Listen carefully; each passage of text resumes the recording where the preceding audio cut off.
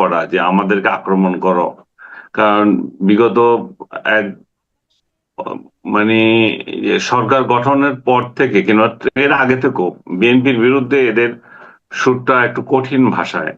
এরা দাবি করে যে একই সঙ্গে তারা আন্দোলন করেছে, বিএনপি আন্দোলনের একটা অংশীদার, কিন্তু ভাব নেই যে সবকিছু তারাই করেছে, তারাই বিপ্লব করে ফেলেছে, তারাই শেখ হাসিনাকে হটিয়ে দিয়েছে। এখানে দুনিয়াতে আর কেউ ছিল না, এখানে জনতা নাই, এখানে অন্য কোনো পার্টি নাই, শুধু তারা তারা। তো এই যে ভাবটা নেওয়া, সে ভাব নেওয়ার বিষয়টাতে অনেকের অনেকে তাদের উপর ক্ষুব্ধ হয়। এবং তারা প্রধানমন্ত্রীকে এবং অন্যান্যদেরকে যেভাবে কটাক্ষ করে কথা বলে, আমি দেখলাম যে কিশোরগঞ্জে ফজলু ভাইয়ের এলাকায় গিয়ে ফজলু ভাই সম্পর্কে ফৌজু পাগলা, এই যে ডেলিভারেটলি এভাবে অপমান করা। এবং আপনি যে কথাটা প্রথম বললেন যে সিলেটের যে জায়গায় গেল, ওই যে ওইখানকার গৌস সাহেব সম্পর্কে সেখানে বাজে কথা বলেছে। তো স্থানীয় এমপি সম্পর্কে আপনি বাজে কথা বলবেন তার এলাকায় বসে, এবং সব জায়গায় আপনি একই কাণ্ড করতেছেন। আপনি বগুড়ায় যাবেন, তারেক রহমানের বিরুদ্ধে বাজে কথা বলবেন। আপনি গোপালগঞ্জে গিয়ে যাবেন, সেখানে বঙ্গবন্ধু সম্পর্কে আপনার অরাসিটি কতটুকু, আপনি বঙ্গবন্ধু সম্পর্কে বাজে কথা বলে আসবেন। তো আপনাকে স্থানীয় লোকরাই তো প্রতিহত করবে, সেন্ট্রালি তো করতে হচ্ছে না। কারণ স্থানীয় লোকেরা তাদের তাদের এলাকার লোককে, তাদের ওইখানকার মাটি থেকে উঠে আসে, তাদের তো শ্রদ্ধা করবে। সেই শ্রদ্ধা জায়গায় আপনি কোথা থেকে গিয়ে ওই জায়গায় গিয়ে বক্তৃতা করবেন তাদেরকে হেয় করে, সেটা তো যে কোনো পরিস্থিতিতে, যে কোনো রাজনৈতিক দল নয়, শুধু সাধারণ ঘটনাতেও তো হয় না। আমি যাইয়া সিলেটের ওই ওই জায়গায় গিয়ে কেন আমি স্থানীয় নেতা কর্মীদের বিরুদ্ধে বাজে কথা বলবো? আমার বড় জোর সাহস থাকলে ঢাকায় বসে মিউ মিউ করতে পারি। কিন্তু এই যে কালচারটা এনসিপি শুরু করেছে, সেটারই প্রতিফলন দেখা যাচ্ছে যে তারা যেখানে যাচ্ছে সেখানে প্রতিরোধ হচ্ছে তাদেরকে। আমি এগুলো ভাষায় বর্ণনা করতে পারবো না, আজে বাজে ভাষায় যেভাবে গালাগালি করতেছে, তাদের পিটাচ্ছে, তাদের গাড়ি বহরে হামলা করছে, সবকিছু কিন্তু একটা নাগরিক হিসাবে আমার ক্ষুব্ধ হওয়ার কথা। কারণ এনসিপির তো অধিকার আছে আপনার সমাবেশ করার, রাজনৈতিক বক্তৃতা দেওয়ার, এবং তাদের সমাবেশ আছে মুক্তভাবে কথা বলার। কিন্তু কথা বলার যে একটা সীমা আছে, সেটা যেমন তারা ভুলে যাচ্ছে, তেমনি তারা এটুকু বুঝছে না যে তাদের উপর এই যে আক্রমণগুলো আসছে, সেখানে কোনো সহানুভূতি নাই কারো। একটা দল, একটা ব্যক্তিদের কোনো সহানুভূতি নাই যে এদেরকে পিটাচ্ছে। আওয়ামী লীগ তো অবশ্যই আগে থেকেই আছে, এদেরকে পিটালে ওরা খুশি হয়, কারণ আওয়ামী লীগের সাথে ওদের জাত শত্রুতা একটা তৈরি হয়েছে। কারণ যেভাবে আওয়ামী লীগের বাড়িঘর পুড়িয়েছে, আওয়ামী লীগের লোকজনকে হেনস্থা করেছে, জেলে দিয়েছে, মব করেছে, এবং এখনো করছে, তো তাতে করে আওয়ামী লীগ তো তাদের জন্য, তাদের সিম্পেথি জিরো। এরপরে আছে জামাতে ইসলামী। জামাতে ইসলাম তাদেরকে লাঠিয়াল হিসাবে রেখেছে সত্য, কিন্তু জামাতে ইসলাম কখনো মারামারিতে, কখনো গোলযোগে, যে কোনো আন্দোলনে বলেন, তারা কিন্তু নাই। তারা নিজেদের নামে নাই। জামাতে ইসলাম এখানেও আছে, তাদের যে এনসিপি যে সমাবেশগুলো হয় এখানে তারা যায়, সাপ্লাই দিয়ে লোকজন, সেভাবে আছে। কিন্তু মারামারিতে এনসিপি কে পক্ষ নিয়ে তারা বিবৃতি দিবে বা আহ, বিবৃতি দিতেই পারে, কিন্তু বড় ধরনের স্টেপস নেবে আমার মনে হয় না, নিয়ে নেই। আর বিএনপি তো তাদেরকে প্রকাশ্যেই, যেহেতু তাদের সাথে লেগেছে, তারাও প্রকাশ্যে তাদেরকে প্রতিরোধ করার জন্য মাঠে নেমেছে। কোথাও কোথাও দেখছি একটু সৌহার্দ্য দেখাচ্ছে, চা পানি খাচ্ছে পরস্পর বসে, খাওয়াচ্ছে। তো এগুলো লোক দেখানো কিছু কাজ আছে। মোদ্দা কথা হচ্ছে যে এনসিপির সঙ্গে বিএনপির একটা ভালো ধরনের মাঠ পর্যায়ে ধাক্কাধাক্কি হচ্ছে, এবং মানুষের মধ্যে আবার সন্দেহ জাগে আওয়ামী লীগের অনুপস্থিতিতে এনসিপি কে এই ধরনের দামি কার্যক্রম করতে দিয়ে বিএনপি কি এদেরকে মানে বিরোধী দল হিসেবে ট্রিট করতে চায়, বাজারে খাওয়াতে চায় যে দেখো আওয়ামী লীগ নাই কি হয়েছে। এখানেও কিন্তু চরম সরকার এবং বিরোধী দলের মধ্যে ইয়ে আছে, ফাইটিং আছে, এবং চরম দ্বিমত আছে অনেক অনেক ইস্যুতে। তো জানি না কোনটা ড্রামা আর কোনটা রিয়েল ঘটছে। বাট একটা কথা আমি বলতে পারি, এনসিপি হোক যে কোনো রাজনৈতিক দল হোক, তাদের রাজনীতি করার, তাদের সমাবেশ করার অধিকার আছে। সরকার তার পুলিশ দিয়ে বা বিএনপির লোকদের দিয়ে এটা বন্ধ করতে পারে না। সরকার যদি করতে চায় সরাসরি বলবে, সরাসরি অ্যাকশন নেবে, আপনার এই কথা আমাদের পছন্দ হয়নি, আপনার এই কারণে আমরা এই প্রতিবাদ করলাম, বা এটার জন্য আপনাকে এই পানিশমেন্ট আমরা দিতে বাধ্য হব, এই জাতীয় কোনো হুমকি। কিন্তু মাঠ পর্যায়ে যদি এভাবে কারো রাজনীতিকে প্রতিহত করার চেষ্টা করা হয়, তাহলে এই বিশৃঙ্খলাটা কিন্তু শুধু এই দলে থাকবে না, সেটা কিন্তু পরস্পর ছড়িয়ে যাবে। যারা, আমি এর আগেও বলেছিলাম, যারা গতকাল ইউনূসের আমলে বসে এইভাবে অ্যাট্রোসিটিতে সহায়তা করেছে, মার্চে প্রতিপক্ষকে পিটিয়েছে, রাজনৈতিক অধিকার খর্ব করেছে, তারাই আবার আজকে দিনে সেটাই পাচ্ছে। এবং এই চক্র চলতেই থাকবে। আবার যখন আওয়ামী লীগের লোকজন সুযোগ পাবে, তখন আওয়ামী লীগের লোকজন মাঠে এসে এদেরকে মারবে। তো এই যে চক্র, এটা ইউনূস শেষ করতে পারতো একজন নিউট্রাল গভর্নমেন্টের হেড হিসাবে, কিন্তু সেটা সে করে নাই, বরং সেটাকে আরো শতগুণ বাড়িয়ে দিয়ে গেছে। তো ইউনূসের অপকর্ম এবং এনসিপির বাড়াবাড়ি সবগুলো মিলে আমার মনে হয় না যে খুব সহসা এই ঘটনাগুলো খুব থেমে যাবে। তবে আওয়ামী লীগ যদি কোনোভাবে শক্তিশালী হয়, এদের উপর আক্রমণ করে, তখন বিএনপি, এনসিপি, জামাত আবার এক হয়ে যাবে, তাতে কোনো সন্দেহ নাই। না, আরেকটা বিষয় আপনি দেখেন যে সরকারে তো আছে বিএনপি, বিএনপি আছে এখানে, বিএনপির প্রতি কিন্তু মানে সন্দেহের আঙুল তারা তুলছে এনসিপি। কিন্তু আবার দেখেন আপনার প্রশাসন কিছু করছে না এই অভিযোগ করছে। কিন্তু দেখেন রাজশাহী ইউনিভার্সিটির কিছু ঘটনা দেখেন আপনি, এখানে কিন্তু আবার বিএনপি না, এখানে জামাত কিন্তু এখানে পাওয়ারফুল হয়ে যাচ্ছে। ক্যাম্পাসে জামাতের এবং মানে মানে যিনি জামাতের না এখন, কিন্তু তাকে জামাতেরই মনে করা হয়। সালাউদ্দিন আম্মার, তাকে দেখলাম যে বেলচা হাতে ছাত্রদেরকে পিটাচ্ছে এবং কয়েকজনকে পিটে আছে। সেই ঘটনা দেখলাম, কোনো কিছু হলো না। এবং তার বিরুদ্ধে আজকে মামলা যাওয়া হয়েছে, আদালতে গিয়েছিল, আদালতও মামলা নেয়নি, কারণ তারা তদন্ত করতে পাঠিয়েছে। এটার দিক দিয়ে ভালো। কিন্তু এখানে দেখেন, এখানেও আইন শৃঙ্খলা বাহিনী যেন নীরব হয়ে গেছে। এটা কেন? এটা কি তাকে কেন প্রশ্রয় দেওয়া হচ্ছে বলে মনে করেন আপনি? আইন শৃঙ্খলা বাহিনী আসলে আমাদের মতো সাধারণ লোকদের উপর চড়া হওয়ার জন্য খুব মেরুদণ্ড দেখাতে পারে, কিন্তু যেখানে যে দরকার সেখানে মেরুদণ্ড দেখাতে পারে না। যেমন রাজশাহী, একটা ইউনিভার্সিটি ব্যক্তির ইশারায় চলতে পারে না। একটা ব্যক্তি আদালত বসাবে, ব্যক্তি সাক্ষ্য দিবে, ব্যক্তি একজনের বিরুদ্ধে অভিযোগ আনলো, সে অভিযোগই সত্য, এবং উনি আবার বিচার করে তাদেরকে পিটাবে। এই যে বর্বরতা, এটা তো বাংলাদেশের ইতিহাসে আমি মনে করি না কোনো বিশ্ববিদ্যালয়ে এই বর্বরতা ছিল। যতই শক্তিশালী সংসদ ছিল, এই বর্বরতা এবং একক ব্যক্তির নেতৃত্বে এই ধরনের ঘটনাবলী, প্রতিপক্ষকে হামলা, মামলা, এবং হামলার পরে আবার জেলে দিয়ে দেওয়া, এগুলো আর কখনো ঘটেনি। এবং পুলিশ যে ন্যাক্কার জন্য কাজটা করেছে, যাদেরকে পিটিয়েছে তাদেরকে জেলে দিয়েছে, এটাতে তো প্রমাণ হয় যে পুলিশের মানে মোরাল কোনো ডেভেলপমেন্ট হয় নাই, পুলিশের চরিত্র কোনো ঠিক হয় নাই। এরা ক্ষমতা যার যেদিকে আছে, ওরা জানে এখন শিবির মিলিয়ে ওদেরকে পিটালে ওরা কিছু করতে পারবে না, তাই এটা করেছে। এবং সরকার যদি আবার ব্যাগ দিয়ে, সরকার যদি বলে মামলা করো, আম্বারকে ধরো, বা জিএস প্রেসিডেন্ট যে আছে, ভিপি, যে সাংবাদিকদের পিটানোর হুমকি দেয়, যে সাংবাদিকদের দেখিয়ে দেবে, সাংবাদিকদের কি কি জানি আরো কতগুলো বিরাট হুমকি, মানে বাংলাদেশের সাংবাদিকরা এখন সবচেয়ে বড় হুমকি জায়গায় চলে এসেছে। আমি এটা নিয়ে একটা লিখেছিলাম।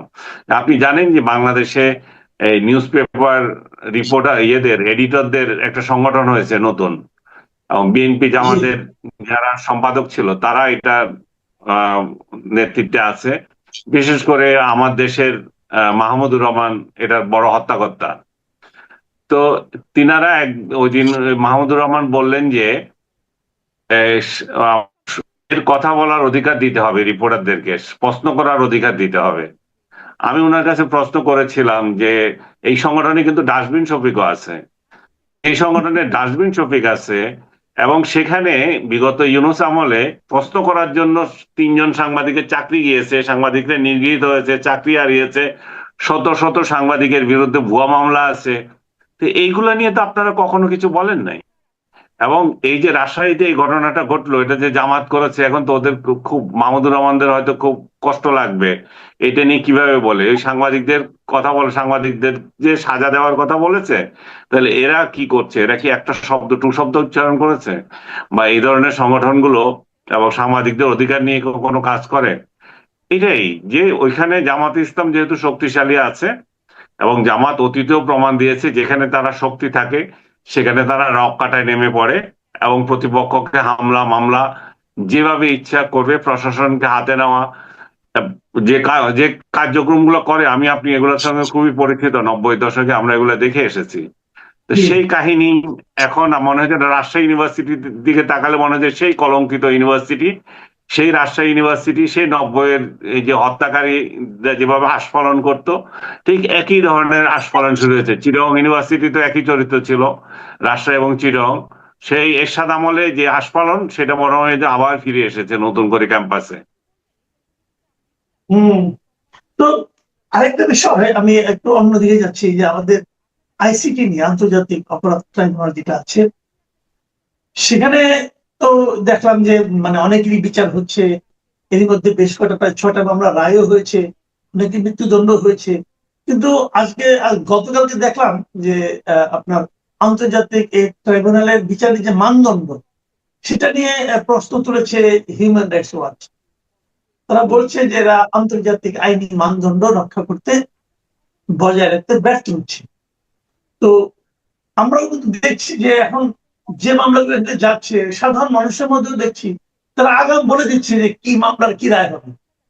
এর মধ্যে আবার দেখা যাচ্ছে বিভিন্ন সাংবাদিকদেরও বিভিন্ন মামলাগুলো এখানে নেওয়া হচ্ছে, তাদের বিরুদ্ধে অভিযোগ দেওয়া হচ্ছে। এই যে প্রবণতাটা, এই প্রবণতাটাকে অনেকে বলছে এটা একটা মানে প্রতিশোধ গ্রহণের একটা প্রক্রিয়া এখানে চলছে। আপনি কি বলবেন এই ব্যাপারে? এটা দুঃখজনক, এরকম একটা উচ্চ আদালত যদি প্রতিশোধ বাস্তবায়নের জন্যই গঠন করা হয়ে থাকে, তাহলে তো আদালতকে দিয়ে মানুষের যে চিন্তাধারা, যে সম্মান, সেগুলো ভুলুণ্ঠিত হয়ে যাবে। আজকে আমি দেখলাম আব্দুল লতিফ লতিফ সিদ্দিকী, উনাকেও ওই একটা মামলায় গ্রেপ্তার করা হয়েছে, যে হেফাজতের মামলা, যেটা শাপলা চত্বর। উনি কথা বলতে চেয়েছেন, উনি কথা বলতে পারেন নাই, এবং সেখানে কিছু বাকবিতণ্ড হয়েছে। উনাকে কথা বলতে দিচ্ছে না। উনি কথা যখন বলছে, তখন বিচারক বলছেন যে কে কথা বলে, আমি তাকে কি অনুমতি দিয়েছি কথা বলার? তারপরে হায়রে আমার বিচারক, এই জাতীয় কমেন্ট করে আবার লতিফ সিদ্দিকী। তো সবকিছু মিলিয়ে আসলে বিচারালয় যে সম্মানের জায়গা থাকার কথা, সেই সম্মানের জায়গা কি আমরা অর্জন করতে পারছি? আমাদের এই বিচারালয়গুলো তো কোনো ব্যক্তির বিষয় না, এগুলো তো প্রতিষ্ঠান। প্রতিষ্ঠানগুলোকে কি আমরা আসলে মান ইজ্জত শেষ করে দিচ্ছি কিনা? আমি দেখলাম যে আমার সহ আরো 28 জনের বিরুদ্ধে এক টোকাই সংগঠন ওইখানে ইয়ে করে আসছে, আপনার এটা কি বলে, অভিযোগ দিয়ে আসছে। অভিযোগ দিয়েছে, রাইট? হ্যাঁ, কিসের অভিযোগ আমি জানি না। আমি দেখলাম যে ওদের একটা বিবৃতি দেখলাম, ওই বিবৃতিতে আমার নাম নাই, কিন্তু লাস্ট মুহূর্তে ওইখানে আমার নাম এবং সমান নাম যোগ করা হয়েছে। তাহলে এগুলো বোঝা যায় যে কি ইন্টারেস্টে এরা যাইতেছে, বুঝছেন? এবং আমার নাম লাস্টে, আপনি দেখবেন একদম শেষ দিকে আমার নাম যোগ করছে। এবং আমি শুনলাম যে ট্রাইব্যুনালেরই এক উৎসাহী কেউ হয়তো এটা করেছে, এবং ওদেরকে বলেছে এর নামও দাও, বা ওরা ওদেরই কতগুলো উৎসাহী আছে একটা বিশেষ রাজনৈতিক দলের, বিএনপি না। তো এইভাবে যদি চলতে থাকে, তাহলে এটা হাইকোর্টের সমমানের একটা আদালত, সে আদালতটাকে কি কিন্তু যাচ্ছে তাই বানিয়ে দিচ্ছে কিনা, আমরা এটাও দেখতে হবে। আপনি যাদের বিরুদ্ধে অভিযোগ আনছেন, ইয়ে দিয়ে যাচ্ছেন, তাও ঘটনার এত মাস পরে এসে, আমি 5 আগস্ট চলে গেছে কত আগে, এখন আমি 5 আগস্টের শত্রু হয়ে গেলাম। আবার আমার বিরুদ্ধে আওয়ামী লীগের লোকজন 5 আগস্ট সাপোর্ট করে নাই, ইয়ে কেন করি নাই, জুলাইতে কেন ছাত্রদের পক্ষে লেখালেখি করেছি, সেটাও অভিযোগ করে। যে এই দেশে আসলে কি বলবো, ব্যক্তি নিজের কথা তো আর বলা যায় না। মানে আপনি নিরপেক্ষ বলে কেউ এই দেশে আর থাকতে পারবে না। এদেশে সবাই কোনো না কোনো দলের কোলে চলে যেতে হবে, তাহলে, এবং একটা দল যাবে আর একটা দলের লোকজন এসে রাজত্ব করবে। এটাই হচ্ছে এদেশের নিয়ম হয়ে গেছে এখন। এখানে আপনি কোনো স্বাধীন ব্যক্তি ব্যক্তি স্বাধীন কোনো সত্তা থাকবে না। আপনি কোনো না কোনো রাজনৈতিক দলের করতে হবে। এখন এক সময় আপনার শাপলা চত্বরে কেউ মৃত্যুর কোনো ঘটনাই দেখে নেই, আরেক সময় এসে দেখবে সেখানে 61 জন 62 জন আদিলুর যে লিস্ট করে গেছিল সেই লিস্ট ঠিক আছে, আর এর আগে আদিলুর যাদেরকে দিয়ে গেছিল তাদেরকে কেউ খুঁজে পায় না। This is the condition. এখন আমরা কিভাবে কি বলবো? আমরা তো বলতে গেলেও এখন ভয়ের সংস্কৃতিতে আছে। এখানে তো মন খুলে কথাও বলা যায় না। আপনার আদালতের ইস্যুস নিয়ে তো আরো বেশি আমাদের সতর্ক থাকতে হয় কথা বলার ক্ষেত্রে। কারণ আপনি এতগুলো মিডিয়া দেখলো যে সেখানে কেউ মৃত নাই, একটার পর একটা ব্যক্তি উদাহরণ দিয়ে দেখালো, আবার আরেকটা সময় এসে ক্ষমতা পাল্টে গেলে আবার দেখা গেল যে এখানে ছিল। এবং সরকারের তরফ থেকে আমি যে জিনিসটা সবসময় ল্যাপস দেখি, আমি জানি না এটা আপনার চোখে পড়েছে কিনা, যে লোকগুলা মারা গিয়েছে এটা কেন প্রমিনেন্টলি প্রচার করে না? এই লোকগুলা কে, কোথায় এরা? তাহলে তো একটা ধূম্রজাল যেহেতু আসলে যারা একটা এর মধ্যে আছে যে আসলে কতজন মারা গিয়েছিল, আসলে মারা গিয়েছিল কিনা, সেদিন আসলে কি ঘটেছিল, এটা তো জাতিরও জানার আগ্রহ আছে। সেই আগ্রহটা কিন্তু মিটছে না। আমি আপনাকে একটা ছোট্ট বলি, এখানে একটা সাপ্লিমেন্টারি ব্যাপার, যে শাপলা ওই সভাটা আয়োজন করেছিল হেফাজতে ইসলাম। এই হ্যাঁ, গত 13 হেফাজতে ইসলাম কি বলেছে একবারও যে ওখানে তাদের কয়জন লোক মারা গেছে? না বলে না, বরং তারা মারা যায়নি সেটাও বলেছে। তাহলে হ্যাঁ, এই জন্যই তো বলছিলাম যে ক্ষমতা পরিবর্তন হয়ে গেলে এক ধরনের একরকম হয়ে যায়। যেমন এর আগে আমি ওই যে বেনজিরের কথা বলেছি, আমাকে নিয়ে ট্রল করছে, আমাকে নিয়ে বেনজিরের প্রেমিক বানিয়ে দিচ্ছিল আমাকে। আমি বললাম যে বেনজিরকে তখন সবাই হিরো বলছে। হ্যাঁ, বেনজির শহর রক্ষা করলো। এটা মনে হলো যে হালাকু খান আক্রমণ করেছে এই যে শহর বাগদাদ, তো বাগদাদ থেকে রক্ষা করার জন্য একজন দাঁড়িয়েলো এবং সেটা বেনজির এবং আদার্স মিলে এটা শেষ করলো। এবং এটা ছাড়া ওই সময় শহরবাসী মনে করেছে এছাড়া উপায় ছিল না।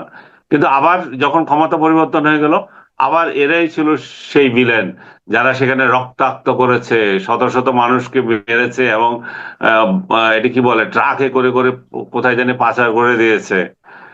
তা আমার মনে হয় একটা উচ্চ আদালত যখন এটা দেখেছে, এটা স্বচ্ছতার সাথে বিষয় করা উচিত। আব্দুল লতিফ সিদ্দিকীর এখানে ভূমিকা কি, বা আদার্স যাদেরকে এখানে ইনভলভ করেছে, এবং ঘটনার এত বছর পরে এসে যেমন মোজাম্মেল বাবু এবং আদার্স, তাদেরকে তাদেরকে যে ধরা হয়েছে, তারা এটার একটা বয়ান দিয়েছে যে এখানে কোনো কিছু হয় না, এটা প্রতিষ্ঠিত করতে চেয়েছে। তো সেটাও তো ঘটনার বহু বছর পরে, আমার মনে হয় 26-27 মাস পরে, সঙ্গে সঙ্গেও না। তো ওই সময়ও কেন এটা নিয়ে কথা হয় নাই? মোট কথা এটা একটা শাপলা চত্বর একটা জাতির জন্য একটা বিরাট কোয়েশ্চেন মার্ক। এটার আমি সমাধান চাই। আসলে সেদিন কি ঘটেছিল? আমরা এক সময় শুনলাম যে কিছুই ঘটে নাই, কিছু ঘটে নাই, না কোনো মারা যায় নাই। আরেক সময় শুনতেছি সেখানে রক্তের বন্যা বয়ে গেছে। আসলে কি ঘটেছিল সেটা আদালত নির্ধারিত করুক, সরকার পক্ষ এবং যারা এর সঙ্গে জড়িত সবাই যদি মানে প্রমাণ দিতে পারে, হোক বিচার, তবে সুষ্ঠু হোক। আদালতকে নিয়ে কোশ্চেন না উঠুক। আপনি যেটা বলছেন হিউম্যান রাইটস অর্গানাইজেশন, যেটা ইউএনএইচসিআর, মানে কি না কি অর্গানাইজেশনটার নাম, যেটা হিউম্যান রাইটস ওয়াচ। আপত্তি, হ্যাঁ হিউম্যান রাইটস ওয়াচ। হ্যাঁ, হিউম্যান রাইটস ওয়াচ যে অভিযোগটা করেছে, সে অভিযোগ কতটা সত্য সেটা নিয়ে কথা বলা হোক। আমি দেখলাম এখানে চিফ প্রসিকিউটর সাহেব বলেছেন সেটা এক পেশে, কারণ উনাদের বক্তব্যটা নেওয়া হয় নাই। সেটাও একটা বিরাট কোশ্চেন। আপনি একটা রিপোর্ট দেবেন, একটা মন্তব্য করবেন, কিন্তু যারা এর সঙ্গে জড়িত আছে তাদের বক্তব্য এখানে যাওয়া উচিত, তাদেরটাও শোনা উচিত। আচ্ছা, আমরা আলোচনার একদম শেষ পর্যায়ে চলে এসেছি। একটা ছোট ঘটনা মধ্যে কি, এটা সবাই জানে, সবাই বুঝে এবং সবাই অবিশ্বাস করে, তারপরে শুনতে হয়। সেটা হলো, এবারে যে জাতীয় নির্বাচনটা হয়ে গেল, এবার এই নির্বাচনের পর নির্বাচন কমিশনের কাছে রাজনৈতিক দলগুলোর একটা হিসেব দেওয়ার বাধ্যবাধকতা আছে, যে তারা কত টাকা খরচ করছে দলীয় ভাবে। হুম, প্রার্থীরা আলাদা আলাদা ভাবে, এটা দলীয় ভাবে। সেখানে দেখা যাচ্ছে যে সবচেয়ে বেশি ব্যয় করেছে প্রধান বিরোধী দল জামায়াতে ইসলামী। তারা গত নির্বাচনে ব্যয় করেছে প্রায় 4.5 কোটি টাকা, এবং নির্বাচনে 4.5 কোটি? জিতেছে 4.5 কোটি, 4.5 হ্যাঁ, কোটি টাকা। আর নির্বাচন যারা 2/3 আসন জিতেছে, যে বিএনপি, তারা খরচ করছে 3,81,00,000 টাকা। এবং এটা কি পুরো ইলেকশন না একটা কেন্দ্রে, একটা একটা কনস্টিটিউয়েন্সিতে? পুরো ইলেকশনে, পুরো নির্বাচনে। এবং ভাই 27টা দল এইসব বলেছে, 27টা দল বলেছে তারা কোনো খরচই করে নাই।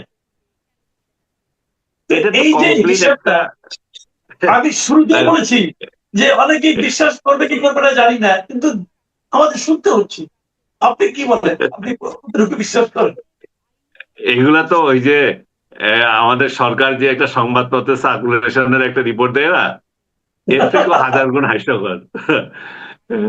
যে প্রথম আলো 6 লাখ, অমুক পত্রিকা 3 লাখ, মানে দেখা যায় যে 3,000ও চলে না। তো এখানেও তো সেরকম একটা হাস্যকর রিপোর্ট এটা।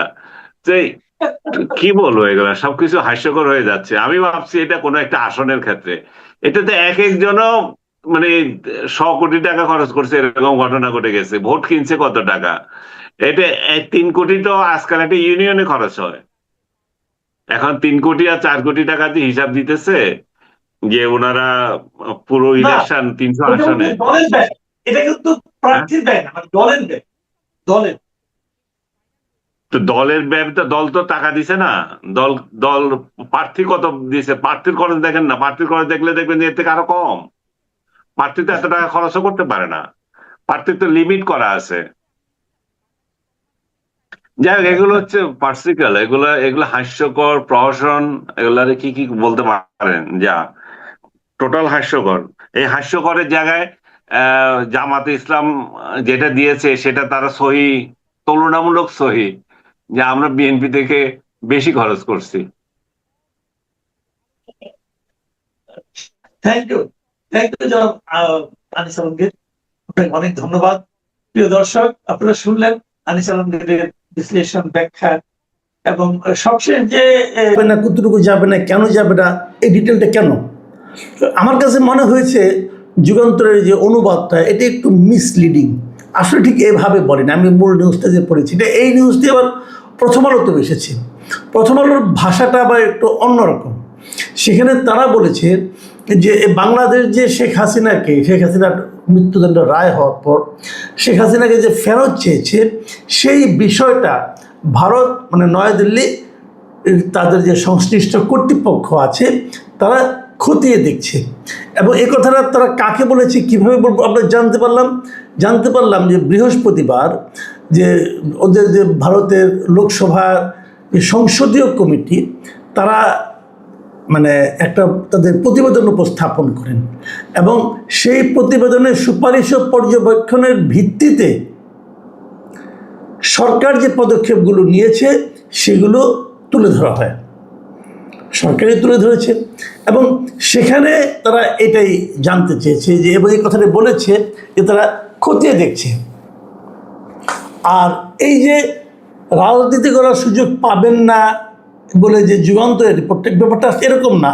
ওইখানে এক জায়গায় বলা হয়েছে যে ভারত সরকারের পক্ষ থেকে দাবি করা হয়েছে শেখ হাসিনাকে কোনো রাজনৈতিক কার্যক্রম চালানোর সুযোগ দেওয়া হচ্ছে না, মানে এই যাবৎকালে কখনোই সুযোগটা দেওয়া হয় নাই, এমন কথা বলেছে।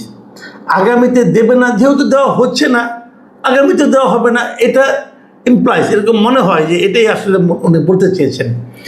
তো এবং তাহলে তারা শেখ হাসিনাকে থাকতে কেন দিয়েছেন তারও একটা ব্যাখ্যা তারা দিয়েছেন।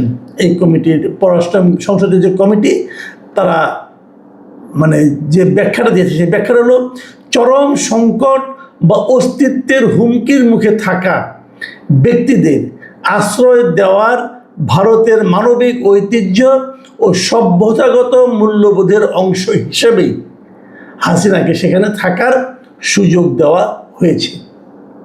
দেখুন, এগুলি সবই আসলে কূটনীতির ভাষা, কিন্তু এই যে কথাগুলো ওনারা এখন বলছেন, এই কথাগুলো শেখ হাসিনার ওখানকার বর্তমান অবস্থানকে কতটুকু আপনার জাস্টিফাই করে, মানে উনি যেভাবে আছেন তার কি এই ফরম্যাটের মধ্যে আছেন নাকি অন্যভাবে আছেন। আপনারা যদি পুরো প্রতিবেদনটা পড়েন তাহলে আমার কাছে যেটা মনে হয়েছে, সম্ভবত শেখ হাসিনা এবং আওয়ামী লীগের যে সমস্ত নেতৃবৃন্দ এই মুহূর্তে ভারতে আছেন, তাদের ব্যাপারে ভারতের এতদিনের যে মনোভাব, সেই মনোভাবে কিছুটা হলেও পরিবর্তন আসতেছে, এটা আমার কাছে মনে হয়েছে। কারণ একটা ঘটনা দিয়ে, একটা বিবৃতি, একটা প্রতিবেদন দিয়ে কিন্তু সব কিছু বোঝা যায় না। আরও আশেপাশের অনেক কিছু ঘটনা কিন্তু আছে। যেমন ধরেন, আপনারা দেখেছেন যে বাংলাদেশে নিযুক্ত ভারতের যে high commissioner mister Dinesh Trivedi, উনি দুদিন আগে পররাষ্ট্রমন্ত্রীর সঙ্গে আমাদের পররাষ্ট্রমন্ত্রীর সঙ্গে দেখা করেছেন, আলাপ হয়েছে, এবং সেখানে উনি একটা কথা বলেছেন যে তার দেশ মানে ভারত উন্মুখ হয়ে অপেক্ষা করছেন যে কবে বাংলাদেশের প্রধানমন্ত্রী তারেক রহমান ভারতে যাবেন, মানে ভারত সফরে উনি যাবেন, এই জন্য তারা উন্মুখ হয়ে অপেক্ষা করছে। এ ধরনের কথা কিন্তু অন্তর্বর্তীকালীন সরকারের সময় ডক্টর মোহাম্মদ ইউনূস সম্পর্কে তারা কখনোই উচ্চারণ করেনি।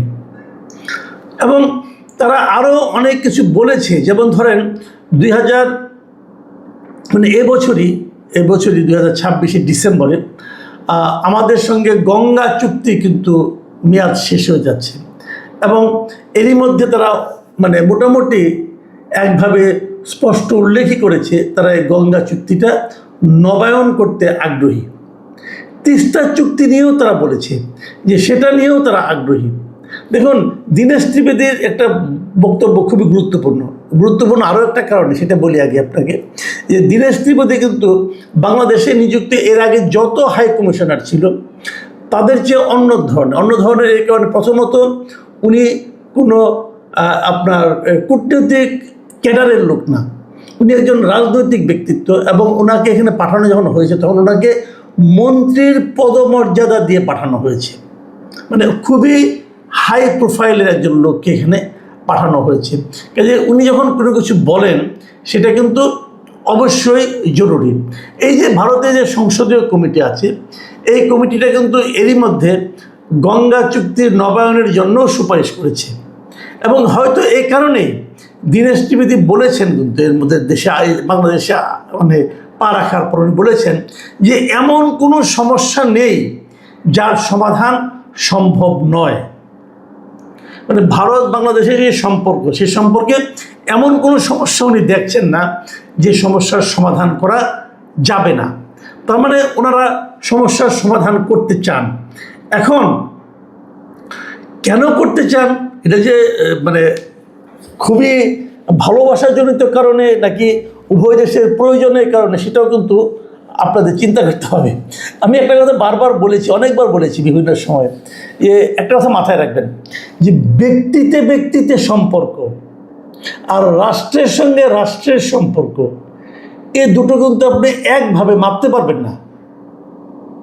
কোনো একজন ব্যক্তির প্রতি অন্য দেশের রাষ্ট্রপ্রধান, সরকার প্রধান ব্যক্তি হিসাবে তার একটা সম্পর্ক থাকতেই পারে, সেই সম্পর্কটা খুব ভালো হতে পারে, কিন্তু সেই সম্পর্ক ভালো বলেই রাষ্ট্রের সঙ্গে রাষ্ট্রের সম্পর্ক খুব ভালো হয়ে যাবে এটা কিন্তু সবসময় গ্যারান্টেড নয়। এটা এভাবে হয় না। রাষ্ট্রের সঙ্গে যখন সম্পর্কটা হয় তখন ওই রাষ্ট্রের জনগণের স্বার্থ, এই রাষ্ট্রের জনগণের স্বার্থ, এটাকেই গুরুত্ব দেওয়া হয়। এই যে এখন ভারত মানে সমস্ত সমস্যার সমাধান আছে, আসেন গঙ্গা চুক্তি নবায়ন করি, আসেন ওইটা করি সেটা করি, এটা যে এমনি করতেছে তা কিন্তু না। এখানে কিন্তু ভূ রাজনীতির একটা ব্যাপার স্যাপার আছে। ভূ রাজনীতি কেমন? যেমন ধরেন চীনে প্রথম সফরটা করলো আমাদের প্রধানমন্ত্রী, এই সফরটাকে আমি পার্সোনালি খুব গুরুত্বপূর্ণ মনে করি, যে এটা খুবই বুদ্ধিমত্তা সম্পন্ন একটা সিদ্ধান্ত হয়েছে যে মালয়েশিয়া হয়ে চীনে যাওয়াটা। কারণ আমাদের যে অবকাঠামোগত যত উন্নতি আছে তার সিংহভাগই কিন্তু আমরা করেছি চীনের সাহায্যে, চীনের অর্থায়নে অথবা চীনা প্রযুক্তির মাধ্যমে। আমাদের এই যে রাস্তাঘাট যেগুলি করেছি, বিদ্যুৎ, শিল্পাঞ্চল, যোগাযোগ খাতের যে বিনিয়োগগুলি, বড় বড় বিনিয়োগগুলি, এই সবই কিন্তু চীনের মাধ্যমে এসেছে। আবার এটা কিন্তু ভারতের জন্য একটু হলেও হুমকি, তাহলে ভারতের সঙ্গে আমি সম্পর্কটা ভালো করব কেন? কিন্তু ভারত তো চাইবে এখন যে সব কিছু নিয়ে তো তার সঙ্গে সম্পর্ক চীনের হয়ে যাচ্ছে, তাই না? আবার ধরেন এই যে ইন্দো প্যাসিফিক অঞ্চল, এই অঞ্চলে যুক্তরাষ্ট্র কিন্তু যে সামুদ্রিক অঞ্চলটা, এখানে কিন্তু যুক্তরাষ্ট্র তার উপস্থিতি বাড়াতে চাচ্ছে, এবং এই উপস্থিতি বাড়ানোর জন্য সে চাচ্ছে চীনকে ট্যাকেল করার জন্য, এবং সেখানে যে উপস্থিতি বাড়াতে চায় এখানে তার বাংলাদেশের সহযোগিতা একটু দরকার। তারা বাংলাদেশের সহযোগিতা চাচ্ছে এই আমাদের বঙ্গোপসাগরের ওই এরিয়াটা দিয়ে। তো এই যে ব্যবস্থা, এখন চীন আমাদের সঙ্গে নানাভাবে সম্পর্কিত হচ্ছে, যুক্তরাষ্ট্র হচ্ছে, তো ভারত তো পিছিয়ে পড়তে চাইবে না এই সময়। কাজে ভারতও কিন্তু চাচ্ছে, কারণ ভারতের সঙ্গে কিন্তু ভারত কিন্তু বাংলাদেশের সবচেয়ে বড় বাণিজ্যিক অংশীদার, মানে ভারতের পণ্য আমাদের এখানে প্রচুর আসে। আমাদের সঙ্গে সম্পর্ক ভালো থাকলে ভারতের লাভ, কারণ তাদের রপ্তানির জন্য বাংলাদেশের সবচেয়ে উর্বর জায়গা একটা, বিশেষ করে কৃষি পণ্য, এই সমস্ত পণ্য তারা আমাদের কাছে রপ্তানি করে। আমরাও খুব দ্রুত তাদের কাছ থেকে আনি, কারণ আমাদের পরিবহন কষ্ট কমে যায় এই সমস্ত কারণে। এই জায়গাটার কারণে ভারত কিন্তু এখন আমাদের সঙ্গে সম্পর্ক ভালো করতে চায়। এই যে ভালো করতে চাওয়া সম্পর্কটা, এক্ষেত্রে বাধাটা কোথায়? বাধাটা হলো শেখ হাসিনা এবং তার যারা সাঙ্গপাঙ্গ ভারতে এখন আছে তারা। আমি যতটুকু বুঝি যে আসলে মানে একটা দেশের কোনো একজন লিডারকে যখন কেউ আশ্রয়, যেমন শেখ হাসিনা যারা যেন আশ্রয় দিয়েছেন, তখন তারা কিন্তু বোঝার চেষ্টা করেছেন যে শেখ হাসিনার গ্রহণযোগ্যতা এই মুহূর্তে বাংলাদেশে কতটুকু, অথবা তারা কি শেখ হাসিনাকে আবার ফিরিয়ে আনতে চায় কিনা। শেখ হাসিনার গ্রহণযোগ্যতা আওয়ামী লীগের কাছে প্রচুর, কোনো সন্দেহ নেই, দেশের আওয়ামী লীগ, বিদেশের আওয়ামী লীগ। কিন্তু একটা জায়গায় ঝামেলাটা হলো শেখ হাসিনা যাদেরকে নিয়ে ডুবেছেন, মানে তার যারা সাঙ্গপাঙ্গ ছিল তাদেরকে নিয়ে তিনি ডুবেছেন, অথবা অন্যভাবে বলতে গেলে তাদের কারণে ডুবেছেন, তারা ওনাকে ডুবিয়ে দিয়েছে। সেই লোকগুলোকে কিন্তু শেখ হাসিনা এখনও ছাড়তে পারেননি, এবং তাদেরকে যদি ছাড়তে চান এ ধরনের কোনো শব্দ উনি এখন পর্যন্ত কোথাও উচ্চারণ করেননি। এই দেশে যে একটা গণ অভ্যুত্থান হয়েছিল তার সরকারের বিরুদ্ধে, এবং এই গণ অভ্যুত্থানের চাপে যে ওনাকে চলে যেতে হয়েছিল, এই কথাটা শেখ হাসিনা কিংবা তার নেতৃবৃন্দ কেউ স্বীকার করেন না। তারা বরাবর বলে আসছেন একটাই কথা, সেটা হলো তারা একটা ষড়যন্ত্রের শিকার, ষড়যন্ত্রের কারণে তাদের চলে যেতে হয়েছিল। এই যে ষড়যন্ত্র তত্ত্বটা, এই তত্ত্বটা বাংলাদেশের মানুষ অতটা এখন আর খায় বলে আমার কাছে মনে হয় না। এখন শেখ হাসিনার গ্রহণযোগ্যতা কিন্তু আছে বাংলাদেশের, বিশেষ করে আওয়ামী লীগের মানে হচ্ছে কিনা, যথাযথ নিয়মে হচ্ছে কিনা। ওই সময় এদেশে অবস্থান করতেন একজন ব্রিটিশ সাংবাদিক ডেভিড বার্গম্যান, ওনারা আপনারা সবাই চিনেন, ডক্টর কামাল হোসেন সাহেবের মেয়ের জামাই উনি। ওই ব্রিটিশ সাংবাদিক উনিও কিন্তু বেশ কিছু প্রশ্ন করেছিলেন, এই জন্য ওনাকে দেশ থেকে বের করে দেওয়া হয়েছিল, ওনার মধ্যে মামলা হয়েছিল, যাই হোক অনেক কিছু হয়েছিল। তো সেই যে অভিজ্ঞতাটা, সেই অভিজ্ঞতাটা মাথায় কি বর্তমানে যে আইসিটি যেটা হয়েছে, বর্তমানে যে এই ইন্টারন্যাশনাল ক্রাইম ট্রাইব্যুনাল হয়েছে, তারা কি সেটাকে মনে রেখে কাজ করছে? এই প্রশ্নটা আমার কাছে এই মুহূর্তে জরুরি মনে হচ্ছে। তারা কি ওই যে অভিজ্ঞতাটা, আগে যে বদনামটা হয়েছিল এই ট্রাইব্যুনালকে নিয়ে, সেই বদনামটাকে অ্যাভয়েড করার চেষ্টা করছেন? আমার কিন্তু মনে হয় না, বরঞ্চ আমার এটাও মনে হয় যে তারা অনেক ক্ষেত্রে তাদের চেয়েও বরং বেপরোয়া মনে হচ্ছে এদেরকে আমার কাছে। মানে আন্তর্জাতিক রীতিনীতি মেনে চলার ক্ষেত্রে এরা যেন আরও বেশি বেপরোয়া, আরও বেশি মানে আপনার গুরুত্বহীন ভূমিকা পালন করছে বলে আমার কাছে মাঝে মাঝে মনে হচ্ছে। দেখুন, এরই মধ্যে আমি আপনাদের দুটো ঘটনা বলি। এক নম্বর হলো, এই যে ওই সময় যিনি সমালোচনা করেছিলেন ডেভিড বার্গম্যান, উনি কিন্তু এখন আবার এবারও সমালোচনা করছেন। এখন যে জিনিসটা হচ্ছে, এখন যেভাবে চলছে, এটা নিয়েও কিন্তু উনিও সমালোচনা করছেন। উনি অনেকগুলি প্রশ্ন কিন্তু বিভিন্ন সময় তুলেছেন, ওনার এক্স হ্যান্ডেলে উঠেছে, উনি বিভিন্ন লেখালেখি করেছেন, ফেসবুকে উনি পোস্ট দিয়েছেন। আমার ধারণা আপনাদের চোখে পড়ার কথা, বিভিন্ন বাংলাদেশের পত্রপত্রিকাতে উনি লেখালেখি করেছেন এটা নিয়ে, যে কিন্তু আন্তর্জাতিক মানের বিচার কিন্তু এখন হচ্ছে না। কতগুলি প্রশ্ন উনি করেছেন, যেমন অনেক বলেছিলেন যে অনেকগুলি মামলা এগুলি প্রমাণ ভিত্তিক নয়, বরঞ্চ রাজনৈতিক প্রভাবিত। উনি সর্বশেষ যেটা দেখলাম কালকে, যে উনি একটা এক্স হ্যান্ডেল একটা দিয়েছেন, সেখানে উনি বলেছেন যে মানে আপনার আসামি পক্ষে যিনি আইনজীবী হবেন আর কি, তার কাছে তো আসামির বিরুদ্ধে যে অভিযোগগুলো, এই অভিযোগগুলো তো একটু আগে পৌঁছাতে হবে, না হলে উনি কীভাবে অভিযোগের ভিত্তিতে ওনার যুক্তিতর্ক স্থাপন করবেন। যেমন একটা মামলার কথা বলেছেন বোধহয় 3 তারিখ না 4 তারিখে হবে যেটা শুনানি, সেটার মানে কপি আর তদন্ত রিপোর্ট এবং সার্টিফাইড কপি এখনও নাকি ওই আসামির যিনি আইনজীবী তার কাছে পৌঁছাই নাই, তাহলে কীভাবে হবে? এইভাবে অনেক কথা বলেছেন উনি। কিন্তু এইগুলোর পাশাপাশি যেটা সবচেয়ে বড় কথা, মানে যেটা নাকি আন্তর্জাতিক পর্যায়ে এই আইসিটির গ্রহণযোগ্যতা নিয়ে প্রশ্ন উঠবে বলে আমি মনে করি, সেটা হচ্ছে ইন্টারন্যাশনাল হিউম্যান রাইটস ওয়াচ যেটা আছে, ইন্টারন্যাশনাল যে অর্গানাইজেশন, এই হিউম্যান রাইটস ওয়াচের যে প্রতিবেদন যেটা নাকি গতকালকে তারা প্রকাশ করেছে, সেখানে তারাও বলেছে একই কথা। তারা বলেছে যে আইসিটি আন্তর্জাতিক আইনি মানদণ্ড বজায় রাখতে ব্যর্থ হচ্ছে, এখনও তো শেষ হয় নেই, ব্যর্থ হচ্ছে।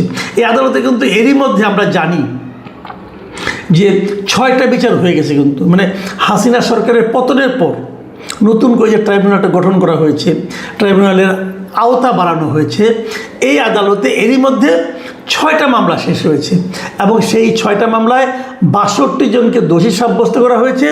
এর মধ্যে শেখ হাসিনা সহ 42 জনের বিচার হয়েছে তাদের অনুপস্থিতিতে, মানে 42 জন বিচারের জন্য উপস্থিত ছিল না, তাদের অ্যাবসেন্সে বিচার হয়েছে এবং সব মিলিয়ে 16 জনকে অলরেডি মৃত্যুদণ্ড দেওয়া হয়েছে এরই মধ্যে।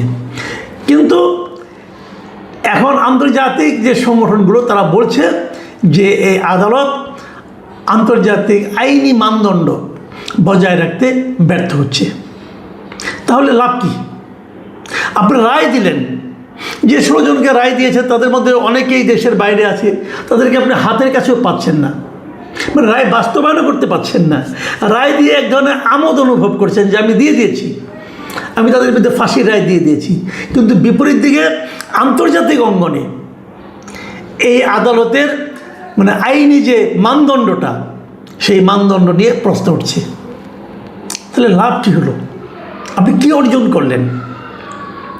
দেখুন হিউম্যান রাইটস ওয়াচ কী বলেছে, ওনারা যেটা বলেছেন যে এই যে ব্যর্থতা, আন্তর্জাতিক আদালতের যে ব্যর্থতাটা, এই ব্যর্থতার কারণে ভুক্তভোগীদের ন্যায় বিচার থেকে বঞ্চিত হওয়া, আইনের শাসন ক্ষুণ্ণ হওয়া, মিথ্যা অভিযোগে রাজনৈতিক প্রতিপক্ষকে কারারুদ্ধ করা এবং অতীতের মতো মানবাধিকার লঙ্ঘনের ঘটনার পুনরাবৃত্তি ঘটার ঝুঁকি তৈরি হচ্ছে। দেখেন ওনাদের ভাষা কিন্তু কূটনৈতিক, কিন্তু তার মধ্যে দেখেন কতগুলি ইঙ্গিত কিন্তু হচ্ছে। আমি শেষ এই বাক্যের শেষ পার্টটা একটু পড়ি আপনাদের, আবার বলি। সেটা হলো অতীতের মতো মানবাধিকার লঙ্ঘনের ঘটনার পুনরাবৃত্তি ঘটার ঝুঁকি তৈরি হয়েছে। আমি এই বঙ্গ অনুবাদটা নিয়েছি প্রথম আলো থেকে, প্রথম আলো বঙ্গ অনুবাদের উপর আমি নির্ভর করি, কাজে আমি সেটার ওই ভাষাটাই পড়ছি। তার মানে তারা বলতে চাচ্ছে যে অতীতেও কিন্তু এই ধরনের মানবাধিকার লঙ্ঘিত হয়েছে এই আইসিটির মাধ্যমে, এই ইন্টারন্যাশনাল ক্রাইম ট্রাইব্যুনালের মাধ্যমে অতীতেও কিন্তু মানবাধিকার লঙ্ঘিত হয়েছে। তার মানে যারা আগের আওয়ামী লীগ আমলের যে আইসিটির রায়গুলো, সেগুলো নিয়ে যারা সন্দেহ পোষণ করেছেন, এরাই কিন্তু করেছে, তারাও এটাকেও আগের সঙ্গে তুলনা করছে। তাহলে আমাদের লাভটা কি হলো? আমরা তো বলেছিলাম যে আওয়ামী লীগ আমলে বিচার বিভাগের স্বাধীনতা ছিল না, সরকারের কথা অনুযায়ী, সরকারের ইচ্ছা অনুযায়ী, সরকারের পছন্দ অনুযায়ী বিচার বিভাগ চলতো। আর এখনও একই কথা যদি বলে ইন্টারন্যাশনাল বিভিন্ন অর্গানাইজেশন, তাহলে এখনও তাহলে একই চলছে। তাহলে আওয়ামী লীগ সরকারকে পাল্টে আমাদের লাভটা কী হলো বলুন? এটা কিন্তু একটা বেসিক প্রশ্ন। মানুষ কিন্তু তুলনা করবে, আপনি যেই হন না কেন, আপনি যত সহজ সরলভাবে চলাফেরা করেন, আপনি যত বড় বড় কথা বলেন, যত স্বপ্নের কথা শোনান, যত প্ল্যানের কথা শোনান, মানুষ দিন শেষে তুলনা করবে। মানুষ বলবে ওরা কতটা খারাপ ছিল, আপনি ওই খারাপ থেকে কতটুকু অগ্রসর হতে পারলেন, ওরা বিচার বিভাগের উপর কতটুকু নিয়ন্ত্রণ প্রতিষ্ঠা করেছিল, আপনি কতটা তার থেকে বিচ্যুত মানে সরে আসতে পারলেন। মানুষ মানুষ বিচার করবে। এবং সেই তুলনায় যদি আপনি অগ্রসর হতে না পারেন, তাহলে মানুষের সামনে আপনি দাঁড়াবেন কোন মুখে? আমি সরকারকে এই প্রশ্নগুলো করছি। আমি জানি আমাদের মতো সাধারণ মানুষের প্রশ্ন সরকার পর্যন্ত পৌঁছাবে না, এটা আমি জানি। আমি জেনেই প্রশ্নটা করছি। যদি বাই চান্স একজন শুনেন, তবু তো শুনলেন। দেখুন আরও কি বলেছে এই আপনার এই হিউম্যান রাইটস ওয়াচ, তারা বলেছেন যে জিনিসটা, যে মিথ্যা অভিযোগে রাজনৈতিক প্রতিপক্ষকে কারারুদ্ধ করা হচ্ছে। কি না হচ্ছে বলুন? রিসেন্টলি দেখলাম অনেক সাংবাদিককে আইসিটিতে ঢুকে এই ধরনের মামলায় আইসিটিতে নিয়ে যাওয়া হয়েছে, অনেক সাংবাদিকের বিরুদ্ধে। কেন? মানে তারা নাকি শেখ হাসিনার সঙ্গে, তারপরে স্বরাষ্ট্রমন্ত্রীর সঙ্গে এই সমস্ত সাংবাদিক নাকি ছিলেন। তারা কীভাবে ছিলেন? এর মধ্যে যে সমস্ত সাংবাদিকের নাম আমি দেখলাম এবার, তার মধ্যে মানে প্রায় সকল সাংবাদিককে আমি পার্সোনালি চিনি। তারা শেখ হাসিনাকে বুদ্ধি দিছে, সে আপনি এগুলি গুলি করেন, এগুলি দিছে বুদ্ধি ভাই। তো এদের বিরুদ্ধে আপনি আন্দোলনটা, এদের বিরুদ্ধে মামলাটা করে আপনি কী অর্জন করতে চান সেটা আমি বুঝতে পারি না। কিন্তু কাজ একটাই, এদেরকে আপনি জেলে রাখতে চান। কারণ এই মানে আইসিটির মামলায় হলে সাধারণত জামিন হয় না কারো, তো জামিন জেলে জেলে থাকবে। তো জেলে রেখে আপনিও তো শান্তি পেলেন যে ঠিক আছে জেল খাটাইয়ে দিলাম, কিন্তু লাভটা কী হলো আপনার বুঝান না আমারে। এই লোকগুলোর সঙ্গে যারা চিনে, এদেরকে যারা জানে, সমস্ত সাধারণ মানুষ, তারা কে এটাকে সমর্থন করবে? দেখলাম তো কতগুলি সাংবাদিকের নাম, এই যে জয় মামুন, তবে জাহিদুল হাসান পিন্টু, প্রভাস শামীম, আশিস সৈকত, এরা সবাই আমাদের বন্ধু বান্ধব, সবাইকে আমরা চিনি রে ভাই। এইগুলো আমি যে করে নাম উচ্চারণ করলাম, এরা সারা জীবন সাংবাদিকতা ছাড়া তার কোনো কাজ করে নাই। তো এদেরকে যে আপনি ঘরে বসাই দিচ্ছেন, এদের ঘর সংসার নাই, এদের জীবনযাপন নাই। যদি এরা, আপনারা যদি মনে করেন এরা আওয়ামী শাসনের পক্ষে কাজ করেছে, মামলা করেন, সেই যে অন্যায়টা করে সে অন্যায়ের বিচার হোক। আমি তো বলছি না যে বিচার হবে না, যেই অন্যায় করে তার বিচার করেন আপনারা, কিন্তু তা না করে আপনি মানবতা বিরোধী অপরাধের জন্য এদেরকে দায়ী করছেন। এরা কোথায় কি লিখেছে, কোথায় বলেছে, কিভাবে এরা সহযোগিতা করেছে? তাহলে তো ভাই সারা দেশের ওই সময়ে আওয়ামী লীগ যখন শাসন করেছে, এই আজকে সচিবালয়ে যাদের নিয়ে আপনারা বসে থাকেন, এই ডেপুটি সেক্রেটারি, যত ডেপুটি সেক্রেটারি আছে, যত জয়েন্ট সেক্রেটারি আছে, যত এডিশনাল সেক্রেটারি আছে, সবাই তো শেখ হাসিনাকে সাপোর্ট করেছে। সবাই তো শেখ হাসিনার হাতকে শক্তিশালী করার জন্য জীবন দিয়ে দিয়েছে এবং প্রমাণ করার চেষ্টা করেছে যে তাদের চেয়ে ভালো আর কেউ ছিল না। তাদের নিয়ে আপনারা শাসন চালাচ্ছেন, তাদের নাম তো আইসিটিতে নাই। বলেন আপনি কয়জনকে? ওই সময় কি সম্ভব ছিল? এই বাস্তবতা কিন্তু আপনাদেরকে মানতে হবে।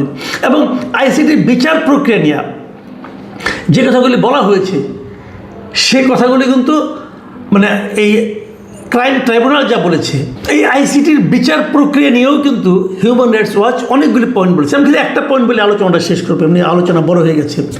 তারা বলেছে যে এখানে অনেক সাক্ষীকে আনা হয়েছে, অনেকের বক্তব্য দেওয়া হয়েছে, এবং দেখা গেছে যে একাধিক সাক্ষীর বক্তব্য হুবহু জবানবন্দিতে এক হয়ে গেছে। মানে জাস্ট কাট অ্যান্ড পেস্ট করছে আর কি। মানে একটা ঘটনা আপনি বলেন ভাই, আপনার ঘরে একটা ঘটনা ভাবেন তো, যে যদি আপনার ফ্যামিলিতে মনে করেন 5 জন লোক আছে, 5 জন লোককে আপনি জিজ্ঞাসা করলেন যে আজকে তোমাদের ঘরে যে আজকে যে খাওয়া দাওয়াটা হলো, আজকে তোমাদের টেবিলে বসে খেলে দুপুরে লাঞ্চটা করে তোমার কী অভিজ্ঞতা, তুমি কীভাবে দেখলা এই লাঞ্চটাকে? আপনার ঘরে কিন্তু একই টেবিলে খেয়েছেন, 1 ঘন্টা পরে জিজ্ঞাসা করেন, 5 জন লোকের ভাষা 5 ধরনের হবে। একই কথা তারা বলবে, কিন্তু ভাষাটা 5 ধরনের হবে, কারণ 5 জন মানুষ আলাদা আলাদা। এটা কিন্তু কাট অ্যান্ড পেস্ট করা যাবে না। একজনেরটা বলে হুবহু কিন্তু আরেকজনের জায়গায় বসিয়ে দিলে বোঝা যাবে এটা সম্পূর্ণ বানানো। হিউম্যান রাইটস ওয়াচের চোখে পড়েছে যে একাধিক লোকের সাক্ষী দেওয়া হয়েছে হুবহু এক, তার মানে ওই জায়গার থেকে কপি করে এখানে কপি পেস্ট করেছে। একটা আন্তর্জাতিক বিচার করছেন আপনারা? এত হেলাফেলা করে করলে হবে? মাঝখান থেকে কি হচ্ছে জানেন? পুরো বিচার ব্যবস্থাটাকে আপনারা সারা দুনিয়ার কাছে হাস্যকর করে তুলেছেন। এমনিতে তো আমাদের জাতীয় পর্যায়ে আমাদের বিচার বিভাগ নিয়ে যা বলা বলি হয় বাইরে, শুনলে তো মানে মাথায় হেট হয়ে আসে।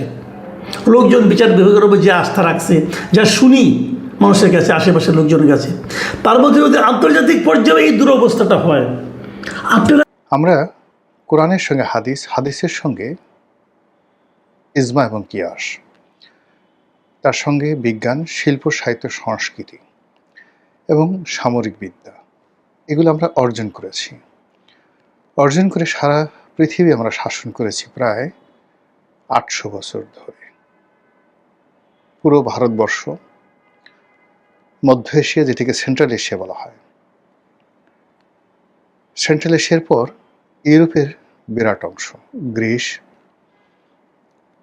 তারপর তুরস্ক, এরপর ফ্রান্সের একটা বিরাট অংশ, স্পেন। তো দক্ষিণ পূর্ব এশিয়া, পাক ভারত, মধ্য এশিয়া, এর বাইরে গিয়ে আমরা যখন ইউরোপে গেলাম, ইউরোপ ছেড়ে আফ্রিকা, আফ্রিকার বিস্তীর্ণ অঞ্চল আমরা শাসন করেছি। উত্তর আফ্রিকা, পশ্চিম আফ্রিকা এবং উত্তর, দক্ষিণ আফ্রিকা ছাড়া দক্ষিণ আফ্রিকারও কিছু কিছু অঞ্চল মুসলমানরা শাসন করেছে, যেটিকে আমরা সাব সাহারা অঞ্চল বলি। এরপর মধ্যপ্রাচ্য, পুরো মধ্যপ্রাচ্য, অর্থাৎ সেই 1600 খ্রিস্টাব্দে বা সপ্তদশ শতাব্দী পর্যন্ত পৃথিবীর এমন কোনো অংশ নেই যে অংশে ইসলামের দাওয়াত এবং সামরিক শক্তি পৌঁছায় নাই। কিন্তু এখন কি হচ্ছে? এখন আমাদের এই দেশে বহু মানুষ, মানে এগুলো এখন আমরা বলতে বুক ফেটে যাচ্ছে। আমাদের মধ্যে এখন ভয় হচ্ছে যে খ্রিস্টানরা এদের দখল করবে, দেশে খ্রিস্টানদের রাজত্ব কায়েম হবে, বৌদ্ধরা এদের দখল করবে, বৌদ্ধ ধর্ম কায়েম করবে, ভারত এদেশ দখল করবে, হিন্দু ধর্ম কায়েম করবে। এরকম যখন একটা পলিটিক্যাল এনফোর্সমেন্ট চলে আসছে, ঠিক সেই সময়টাতে ইসলামের যে মূল এবং মৌল ভিত্তি, সেই ভিত্তিগুলোতে আঘাত আসছে। আমাদের দেশের মাদ্রাসা শিক্ষা অতি প্রাচীন। যখন একেবারে মোহাম্মদ রসুল্লাহ সাল্লাহ ইসলামের জমানাতে গুজরাটে প্রথম সাহাবা একরামরা এলেন, এই যে ইসলামের অভিযাত্রা শুরু হলো পাক ভারতে, তখন থেকে ইসলামের যে শিক্ষাটি, এটি আমরা মূলত সিনা থেকে সিনা, বুক থেকে বুকে, মন থেকে মনে, মস্তিষ্ক থেকে মস্তিষ্কে আমরা ধারণ করে আসছি। ওই 1400 বছর আগে যেভাবে কোরআন শিখেছি, যেভাবে গুন্না শিখেছি, যেভাবে আমরা আরবি ভাষা শিখেছি, বেশিরভাগ ক্ষেত্রে, অলমোস্ট 90% ক্ষেত্রে আমরা হুবহু সেই অবস্থানটা রেখেছি।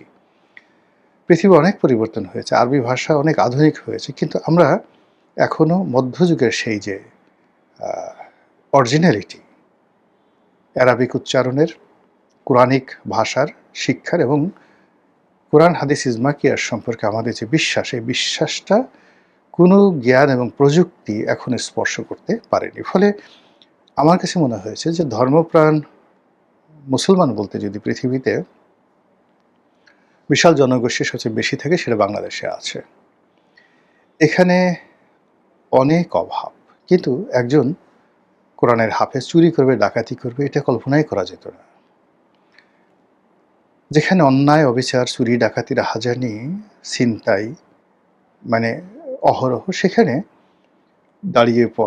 দাঁড়িয়ে আছে, টুপি আছে, আলখেল্লা পরা হুজুর, তারপর কোনো একটা মসজিদের ইমাম, মাদ্রাসার শিক্ষক, এই মানুষগুলো অন্যায় শত শত বছরের ইতিহাসে করেনি, বরং বিশ্বাসের জায়গা, ভালোবাসার জায়গা, আস্থার যে জায়গাগুলো, মানে এগুলো আমরা তাদেরকে দিয়েছি। কোনো একটা বাড়িতে এসে যদি এরকম একজন মানুষ একেবারে অপরিচিত, শুধুমাত্র মুখে দাঁড়িয়ে আছে, তসবিহ আছে, এসে ডাক দিলেন মা, আমাকে একটু থাকার জায়গা দিন। এটা সেই 1200 শতাব্দী থেকে আজ অবধি, মানে তাকে আপ্যায়ন করার জন্য পুরো বাংলায় একটা রব অবস্থা তৈরি হয়ে যেত। এর প্রেক্ষিতে দেখা গেল যে সমাজের এই যে মানুষের সহানুভূতি, এগুলোকে কেন্দ্র করে ধীরে ধীরে মাদ্রাসার শিক্ষাটা বিস্তৃত হতে থাকলো। এটা ব্যবসাতে পরিণত হয়ে গেল, ধান্দাবাজিতে পরিণত হয়ে গেল।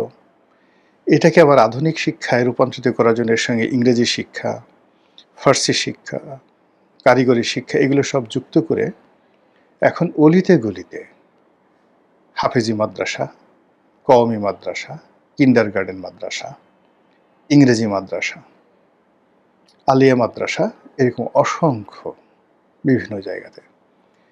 কি সেখানে পড়ানো হচ্ছে, কি পড়ানো হচ্ছে না, উই ডোন্ট নো। আমাদের তদারকি করার মতো এরকম অবকাঠামো নেই।